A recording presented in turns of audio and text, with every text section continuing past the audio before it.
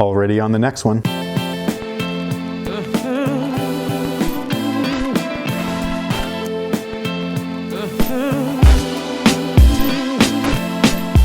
Hey, what's good guys? This is Nightwing2303 from WearTesters.com. Today we got a quick detailed look and review of these guys right here. This is the Under Armour Curry 5. Big thank you to Under Armour for sending these our way. We really appreciate it. These have officially released already. They were originally released in limited quantities, 314 pairs to be exact. It's to represent the colorway as well as the day that they released, which was Pi Day as well as Stephen Curry's birthday. If you want to know more about this particular colorway in terms of storytelling, we will leave a link in the description box below. It'll head you over to WearTesters.com. You could read up a little bit more about it. If you guys happen to miss out on these, do not go and pay resale. Be patient. There's going to be a restock on this particular colorway April 14th, and there's going to be multiple colorways releasing. So again, just be patient. If you want a pair, you will be able to get a pair eventually. Now, as far as my first impression of the shoe, this is my first time actually holding them in hand and seeing them live in person, other than some leaked images as well as the official images that are over at WearTesters.com. And I gotta say, visually, I do really like the way that these look. They're not starting off with the low top. This is the actual Curry 5. Will Curry wear a modified version that's a little bit higher cut personally in games?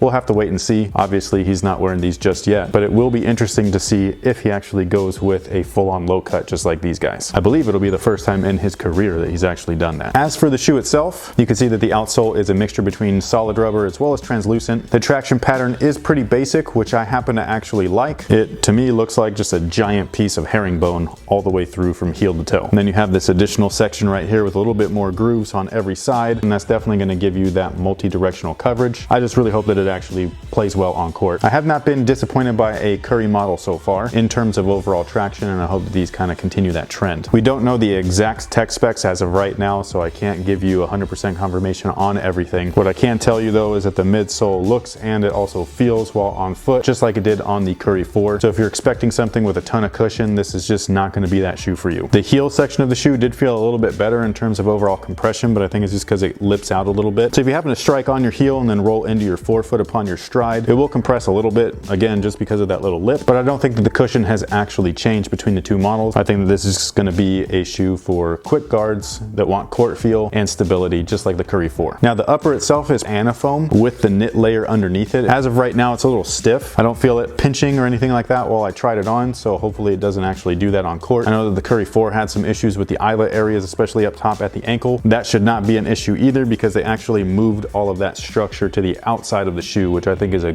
good move, because that breaking process was pretty painful with the 4, and I don't believe that it'll have the same issue with the Curry 5. But most of the structure of the upper is going to be that outer synthetic layer. That's really going to kind of cage you into the upper of the shoe, both in the forefoot, the midfoot, as well as the heel. The knit material though feels awesome. It feels very similar to the Curry 4, but also at the same time it kind of feels a little bit thicker. I'm not going to say it feels more premium, it just feels thicker. So it feels nicer on foot, feels more like compression in that section of the foot. And like I said, the outer layer is that main structure of support. And just like the Curry 4, the tooling is going to be the primary source of the actual support for the sneaker. So you're going to be sitting inside the midsole just a little bit on both the forefoot as well as the heel, which is why you see these little peaked ridges right there. Then you have two external heel clips right here in the back that are made out of TPU. I think that's a very good look. I think that that's something that the Curry 4 could have offered. Although in the Curry 4, you really sat in that midsole. And in these guys right here, you actually don't sit down in that midsole quite as much. So these guys right here, definitely a good look. It's definitely going to be needed to keep that heel contained. And that's pretty much all there is to it, at least for right now. I believe the retail price is going to be the same, $130, so no price increases,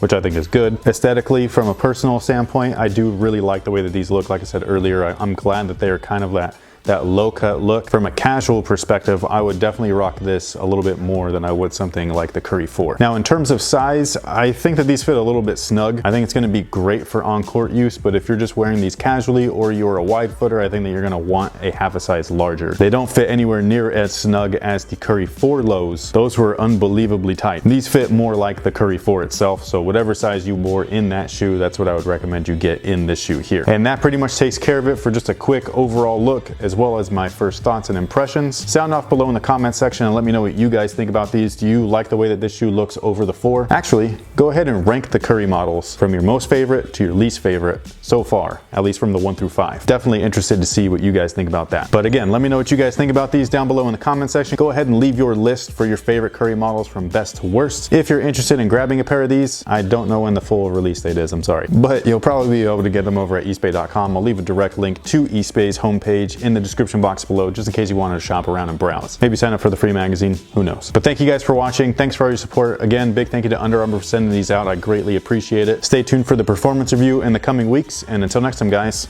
have a good one.